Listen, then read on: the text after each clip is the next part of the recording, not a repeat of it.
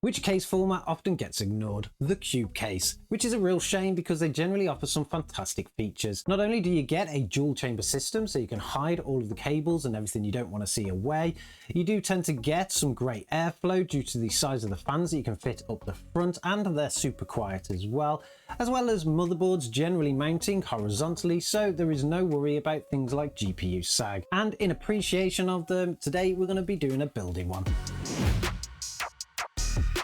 So to help us with today's build, we've got an all Intel system here. It's not the latest stuff, but it does actually have a pretty decent setup. For the CPU, we've gone with probably one of the best bangs for bucks out there at the moment, which is the Intel Core i5 12600KF.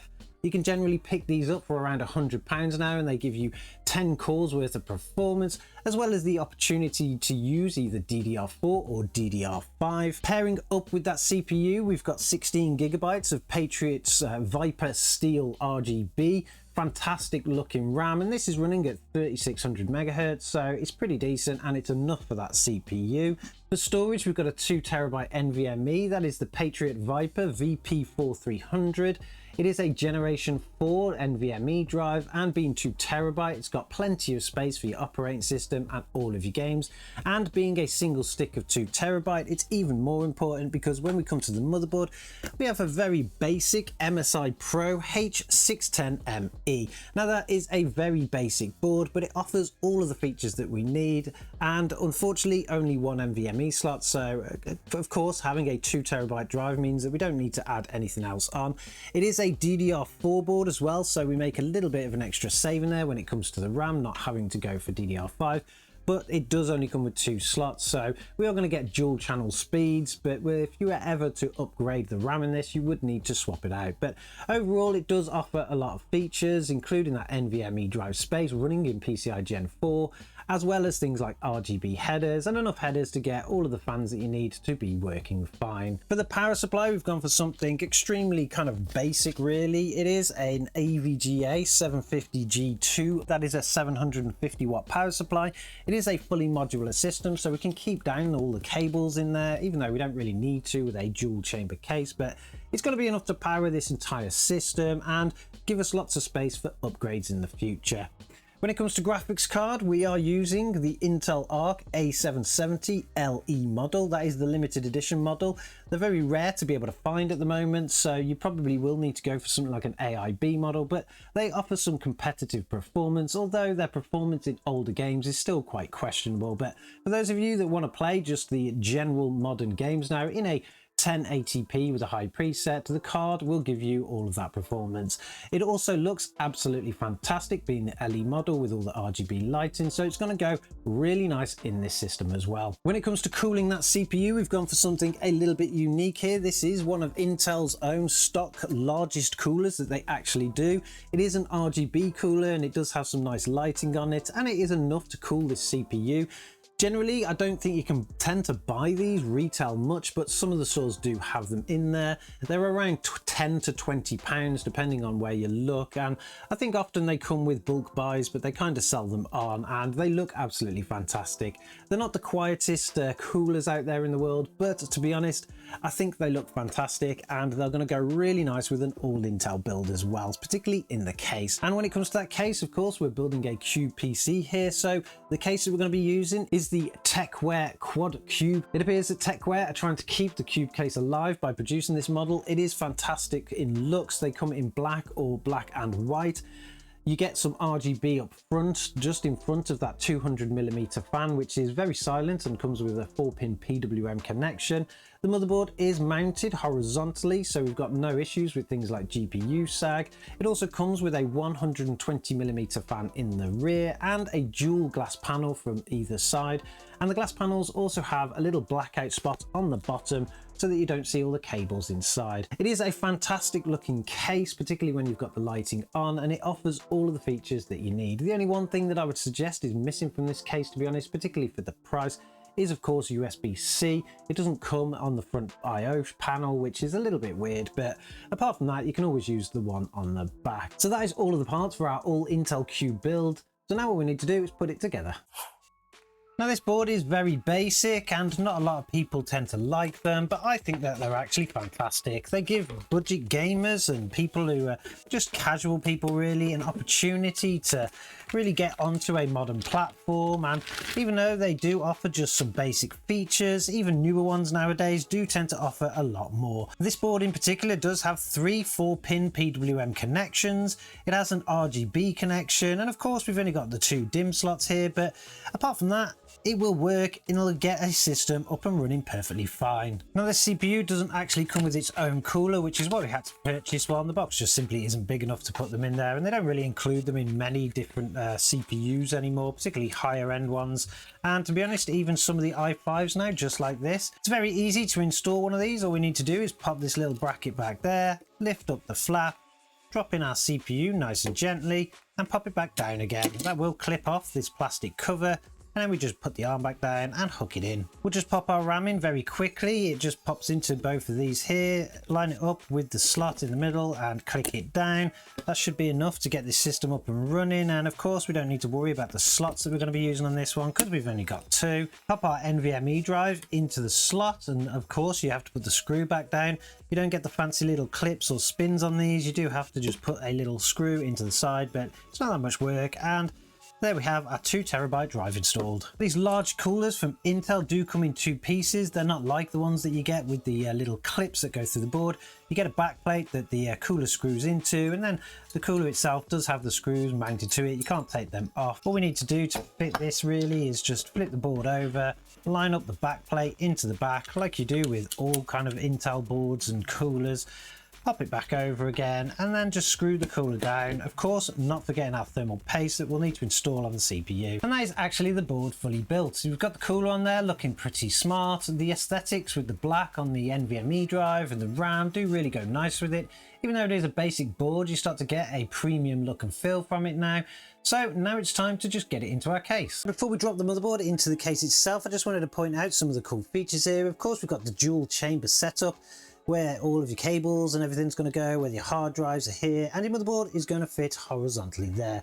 They have made this a little bit easier though, because if you just remove the screw at the back and slide the top across, you do get the panel coming off like that, and then you get a dust filter underneath, and you can just basically take the top chassis panel out, and then we can just drop the board down. Removing the top panel from the case allows us access to install our motherboard, and it's very simple now to be able to just drop it down into the case like this, and then line it up with the back plate so everything should fit nice and snug. And that size motherboard actually looks pretty decent in here. Slide the power supply into place at the basement and all the way up to the back, and then all we need to do is a bit of cable management. And then for the last piece, our graphics card. And boy, do I love the way that these graphics cards look. The Intel Arc A770 as well as the A750 are both gorgeous looking graphics cards, except the A770 does have the additional RGB lighting in the fans, as well as a little thing across the side and a little bit of RGB on the back there. They look absolutely professional, super clean design, so let's get that into the system. With the top still off of the case, it's super easy to install the graphics card. All we need to do is remove the 2 blank PCI Express things at the back, lower the card gently through the roof, make sure that we line everything up nicely, line it up to the PCI Express port, and just gently give it a squeeze. Connect the 2 PCI Express cables up to the graphics card. First one just leaning over like that. Second one, just a 6-pin here, not an 8-pin, so we'll tuck that old spare one away. Throw this one around like that, click that in, and everything is good to go. And there we have it, an all Intel Cube gaming PC. This looks absolutely gorgeous, and this case has lots of different features. You have lots of space here for external hard drives, anything from the 3.5 inch drives. We've got at least 1, 2, 3, 4 spaces for them. We've got plenty of space in here to hide all of your cable management away. So if you don't have a fully modular case, you can just hide so many cables down there. And if you are putting on the side panel, which is this one here, like I said before, it does come with a black panel at the bottom, so you hide all of that while still being able to see your graphics card and everything inside. This Intel Arc graphics card actually looks amazing in this system. The RGB on the fan system can really be seen from the desk. You won't need to vertically mount because it's already there, and so does the Intel cooler inside. It actually is a perfect little fit with a lovely RGB as well. This case can also be expanded to lots of different things. We do have the 200mm fan up the front there, providing air to both chambers, and that can be set to very slow speeds and still get lots of performing air in there, so it can be super quiet. We have the 120mm in the back, but if you really wanted to, you can just slide the top off here, and it comes with the ventilated panel just like the front. You also get a dust filter just like that on the top there, because there is a panel on the side here that you can remove, and you can mount up to a 240mm all-in-one cooler or a couple of other 120mm fans. That way you can have water cooling in here, you can have additional fans in here, and you're going to get some great airflow throughout. On the front as well, the RGB does look fantastic coming through the little ventilated panels. It is beautifully designed, this case is, and I think it looks fantastic on a desk. Not only is this system roughly around £600 to £700, so it's not the most expensive system out there, but not only does it look great for that kind of money, it also performs exceptionally well too. When it comes to the performance of this system, running the pretty common i5-12600KF now, with the 16GB of DDR4 and the Intel Arc A770 16GB card. That is quite important because it really does mean that games can utilize a lot more VRAM. In Cyberpunk 2077, running the game at 1080p with a high preset and enabling XeSS with a quality setting, you're going to get a high FPS experience of around 101 frames per second on average, with a 1% low of 72.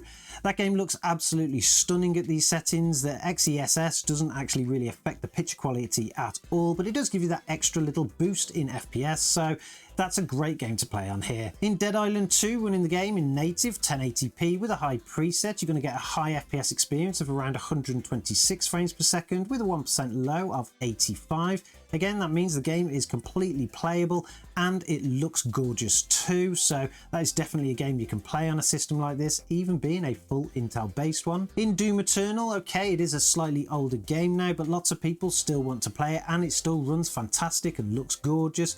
Running that game in 1080p with an ultra setting this time, you can get an average of 241 frames per second with a 1% low of 176. That is clearly a high FPS experience and will pretty much be higher than most people's monitors out there anyway, so that's a great game to play on this too. Playing Shadow of the Tomb Raider will be no issue for this system at all. Again, the game is slightly older than some of the others on the list, but running the game in 1080p with a high preset, it looks absolutely gorgeous.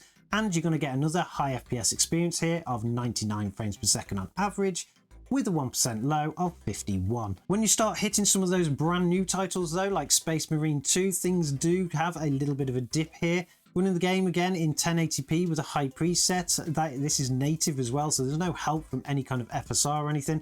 You can get about 51 frames per second on average with a 1% low of 27. You will want to add on some of those additional tools here just to bring that 1% low up. 51 frames per second on a game that new is not the worst case scenario. It's going to give you a decent experience, but you could do with dragging those 1% lows up a little bit just to make it a bit smoother. But again, the game still looks gorgeous at those settings. Then using this system to play games like The Last of Us, running the game in 1080p with a medium preset this time, while enabling FSR 3 with a quality setting, you will get an average of 73 frames per second with a 1% low of 42. Now that is not the best result out of this system because you could get a little bit more by enabling something like frame generation. In fact, you could near enough double your FPS here with that. But I didn't think it was required, particularly when we were really hitting that 60 FPS experience. So again, the game looks stunning at that setting and it's more than playable. An older game now, but something that lots and lots of people do love and still play today, Red Dead Redemption 2. Running that game in 1080p with a high preset, you're going to get an average of around 86 frames per second with a 1% low of 66. Again, even though the game is very old now, it does look absolutely stunning at those settings and is going to be a pretty decent experience for most people. Which kind of wraps this system up really as a great 1080p 60 FPS machine. Yes, the Intel Arc graphics cards, they generally, don't do very well on older games and they are lacking a little bit in performance now. They are quite old. It's a good 2 years old now, this graphics card is, as well as the CPU, but For those of you looking for something on a budget, an all Intel system is not bad at all, to be honest, particularly in this kind of format. This case looks absolutely stunning. I can't wait to get it onto a desk and it'll look fantastic, but I want to know what you guys think. Let me know in the comments below. What do you think of the cube style case? Do you even have one? Have you found any issues with one? If you do, I generally love this kind of format. When I first got back into PC gaming, I actually had a cube style case, but it was from Thermaltake. It was the V21. That wasn't as good as this one, to be honest. There was a lot more features on it in the fact that you could kind of flip it around and do weird things with it, change the panels on, but I never liked the fact that it had plastic panels on it. They became scratched up very quickly, so I just covered them up with something. Whereas this one's got tempered glass on both sides, so you're not going to get that issue. Definitely go check this out if you do want to build a cube style gaming PC. They take up very little space on a desk, they look very nice in the living room, and you can pretty much get away with any kind of combination you want. Anyway, don't forget to subscribe to the channel if you like this kind of video. We've got lots of builds coming up in lots of different formats. You won't want to miss them. And I'm sure, as always, I'll catch you guys in the next one.